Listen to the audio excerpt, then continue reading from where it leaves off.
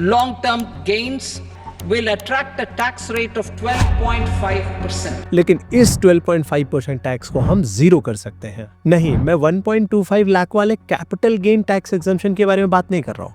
मैं बात कर रहा हूँ स्टॉक्स एंड म्यूचुअल फंड पे आने वाले long term capital gain tax को पूर्णतः जीरो करने की। Let's take an example. अगर आप 15,000 की एसआईपी कर रहे हो तो सिर्फ 12% के ग्रोथ रेट से भी अगले 20 साल में आपका अमाउंट हो जाएगा 1.38 करोड़। इसमें से आपका इन्वेस्टेड अमाउंट होगा 36 लाख और जो टोटल कैपिटल गेन होगा वो होगा लगभग 1 करोड़ 2 लाख रुपए।